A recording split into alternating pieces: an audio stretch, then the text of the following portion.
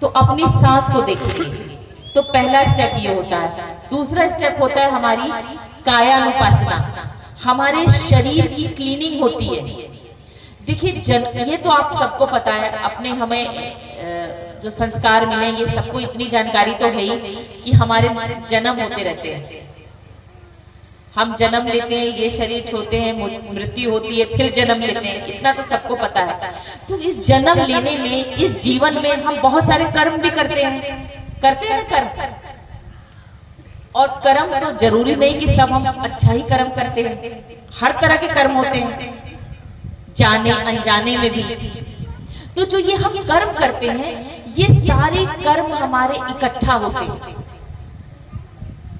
और उसी कर्म का सिद्धांत ये है कि जो आप कर्म करके आए हैं उसका भुगतान आपको करना पड़ेगा।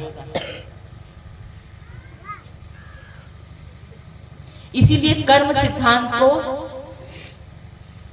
कॉज एंड इफेक्ट का नियम भी कहा जाता है, law of cause and effect. जो आप करेंगे आपको उसका दुगना मिलेगा, ये जान लीजिए। आप अच्छा करेंगे तो उसका दुगना पलट के अच्छा आएगा। तो ऑब्वियस है, अगर थोड़ा सा गड़बड़ करेंगे तो दुगना ही गड़बड़ आएगा। वो शिव जी वाली कहानी नहीं है कि शिव जी से एक व्यक्ति वरदान मांगता है, शिव जी प्रसन्न हो जाते हैं, तो कहते हैं तुम्हें क्या चाहिए? तो कहता है कि मैं जो मांगू आप मुझे देंगे। तो शिव जी कहते हैं ठीक है, तुम्हें जो मांगोगे वो देंगे, लेकिन उसका दुगना तुम्हारे पड़ोसी को मिलेगा।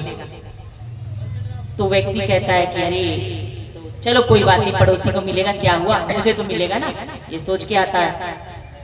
अब घर आता है तो कहता है मेरा एक बढ़िया सुंदर घर बन जाए। देखता है पड़ोसी का डबल घर बन गया। कहता अरे अरे ये क्या हो गया? कहता चलो कोई बात नहीं, मेरे पास तो एक घर बना। फिर कहता है कि मेरे पास एक गाड़ी आ जाए बढ़िया मर्सिडीज वाली। उधर देखता है पड़ोसी के दो